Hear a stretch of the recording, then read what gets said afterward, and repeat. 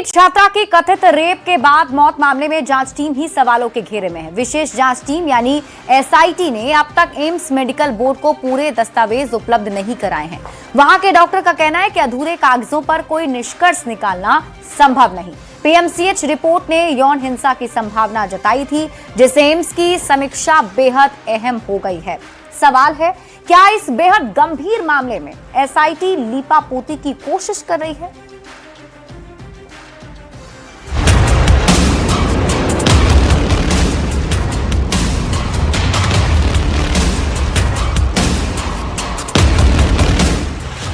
जहानाबाद की छात्रा संवेदना की मौत की जांच को क्या अटकाया भटकाया जा रहा है? ये सवाल इसलिए क्योंकि पटना में हुई नीट छात्रा की मौत के बाद न्याय की उम्मीद लगाए परिजनों के लिए एक बेहद चिंताजनक खबर सामने आई है। मामले की तह तक पहुंचने के लिए गठित एसआईटी के सौंपे गए अधूरे दस्तावेज के चलते एम्स पटना की मेडिकल जांच बुरी तरह प्रभावित हो रही है। जी, ये कहना है खुद पटना एम्स के चिकित्सक का। फॉरेंसिक साइंस डिपार्टमेंट के हेड की माने तो वैज्ञानिक साक्ष्यों के अभाव में विशेषज्ञों की टीम किसी ठोस नतीजे पर नहीं पहुंच पा रही। Right from observation of the ये videograph of the postmortem procedure, sir, forensic science laboratory report, क्योंकि आधे अधूरे डॉक्यूमेंट के बेसिस पे कुछ भी बोलना वही हाल हो जाएगा जैसे अश्वस्थामा हतोहंते का हो गया था। बता दें कि जहानाबाद की रहने वाली संवेदना पटना में रहकर नीट की तैयारी कर रही थी, पर उसके रेप और फिर मर्डर के बाद चौतरफा दबाव में गठित हुई एसआईटी की टीम मामले को क्या जानबूझकर अटका रही है, ये सबसे बड़ा सवाल बना हुआ है। क्योंकि एसआई रोशनी कुमारी ने पहली रिपोर्ट ही गलत बनाई थी। एएसपी अभिनव कुमार ने बिना जांच किए थाना प्रभारी की रिपोर्ट मान ली थी, तो पटना ईस्ट के एसपी परिचय कुमार बिना पोस्टमार्टम रिपोर्ट के ही केस को सुसाइड करार दे चुके थे।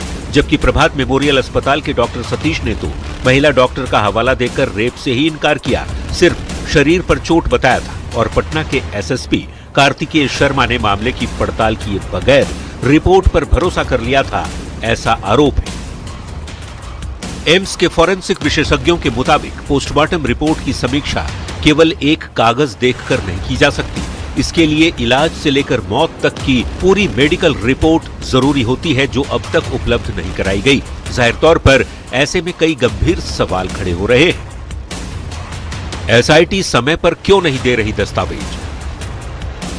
एसआईटी ने एम्स को क्यों अधूरे दस्तावेज दिए? क्या जांच को प्रभावित करने की कोशिश हो रही है? मामले में क्या लीपापोती की कोशिश एसआईटी कर रही है? न्यूज 18 के लिए दानापुर से अमरजीत शर्मा के साथ ब्यूरो रिपोर्ट।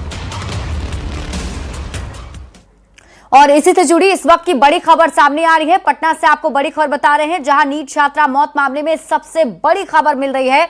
पुलिस सूत्रों के अनुसार छात्रा की मौत मामले में फॉरेंसिक ने अपनी बायोलॉजिकल रिपोर्ट पुलिस को सौंप दी है और इस रिपोर्ट के अनुसार छात्रा के अंडरगारमेंट्स में मेल स्पर्म की पुष्टि हुई है, यानी कि पोस्टमार्टम रिपोर्ट में सेक्सुअल हरासमेंट का समर्थन किया गया है। अब पुलिस को उस सस्पेक्ट को ढूंढना है जिसने छात्रा के साथ गलत किया है। और न्यूज 18 संवाददाता अमित अधिक जानकारी के साथ जुड़ गए हैं। अमित, ये बहुत बड़ा खुलासा इस रिपोर्ट से, क्या कहना है पुलिस का अब?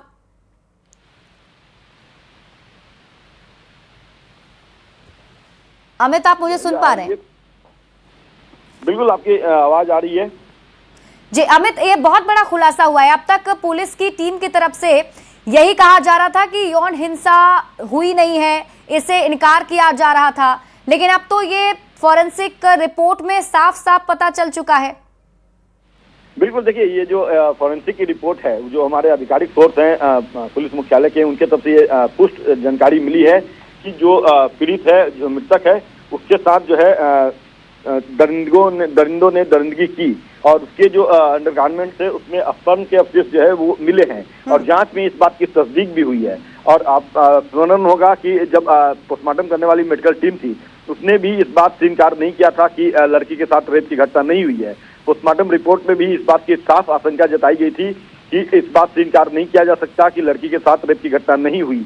और इसके बाद ही ये पूरा मामला जो है वो और तूल पकड़ा। जो सरकार है वो इस मामले को काफी गंभीरता से ली। गृह मंत्री सम्राट चौधरी ने खुद इस बात की मॉनिटरिंग करना शुरू वो किए और डीजीपी को निर्देश दिए कि आप जो है इसके लिए एक एसआईटी का गठन करवाइए जल्दी से। और फिर डीजीपी के आदेश पर एसआईटी का गठन हुआ। दूसरी तरफ एम्स मेडिकल बोर्ड को जो पीएमसी की पोस्टमार्टम रिपोर्ट है उसके अवलोकन के लिए भेजा गया। हालांकि ये दुर्भाग्य की बात है कि अभी तक एसआईटी ने पूरे डॉक्यूमेंट जो है वो एम्स को नहीं दिए, जिसको लेकर के एम्स के डायरेक्टर ने नाराजगी भी जताई है। और अब जाकर के सबसे बड़ी खबर जो है वो न्यूज 18 अपने दर्शकों को बता रहा है। पुलिस सूत्रों के अनुसार ये खबर हम बता रहे हैं कि जो फॉरेंसिक है उसने अपनी बायोलॉजिकल रिपोर्ट जो है वो पुलिस को सौंप दी है। और इस रिपोर्ट के अनुसार छात्रा के अंडरगारमेंट्स में मेल स्पर्म की पुष्टि हुई है, यानी कि पोस्टमार्टम रिपोर्ट का सेक्सुअल हरासमेंट का समर्थन जो है वो एफएसएल की रिपोर्ट ने भी कर दिया है।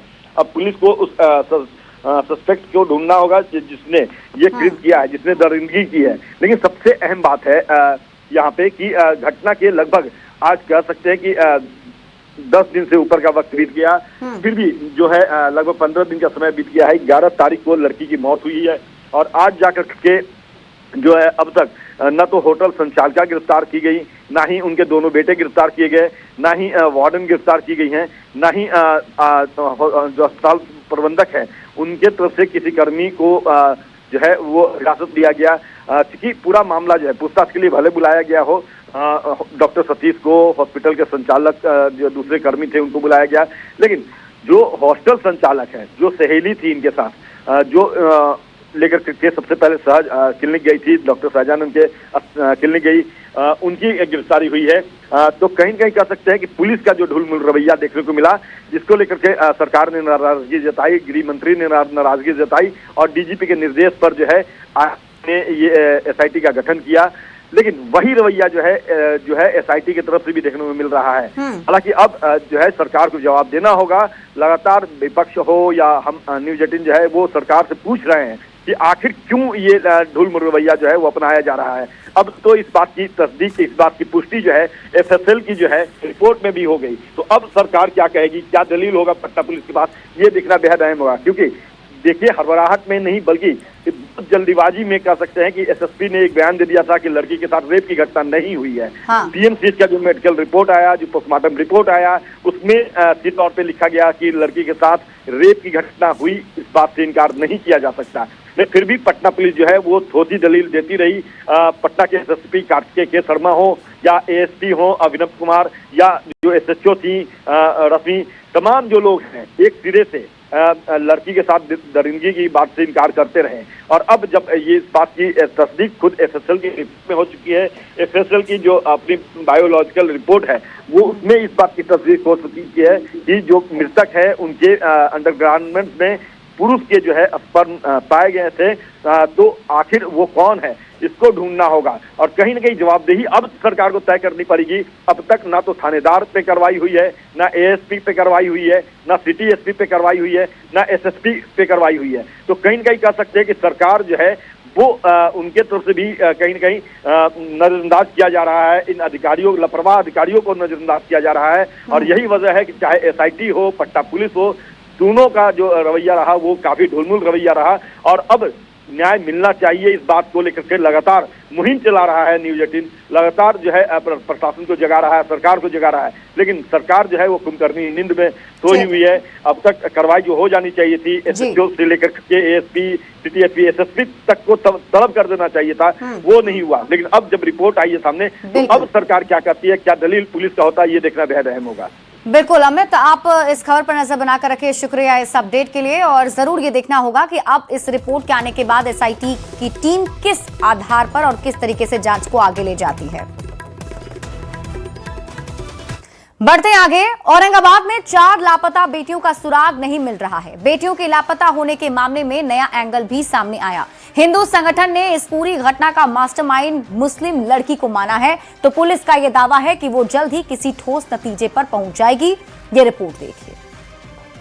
औरंगाबाद की 4 बेटियां लापता, बेटियों का क्यों नहीं मिला सुराग, गिरोह का शिकार बनी बेटियां। औरंगाबाद में पिछले 5 दिन से 4 बेटियों के लापता होने का रहस्य अनसुलझा है। देव थाना क्षेत्र से 4 नाबालिग लड़कियां एक साथ अचानक लापता हो गईं। 18 जनवरी से लापता इन लड़कियों का पुलिस को कोई सुराग नहीं मिल सका है।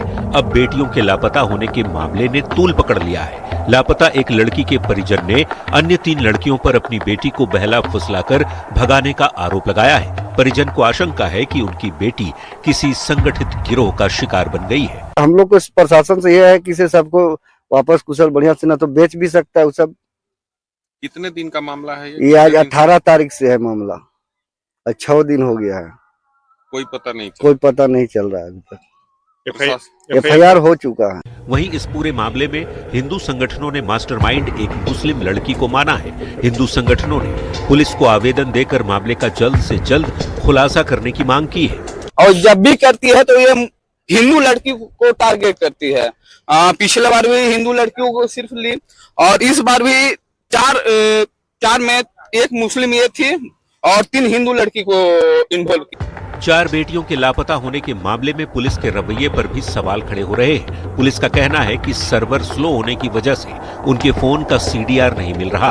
हालांकि पुलिस दावा कर रही है कि जल्द मामले को सुलझा लिया जाएगा। ये चारों लड़कियां आपस में दोस्त है और बराबर साथ में रहती थी।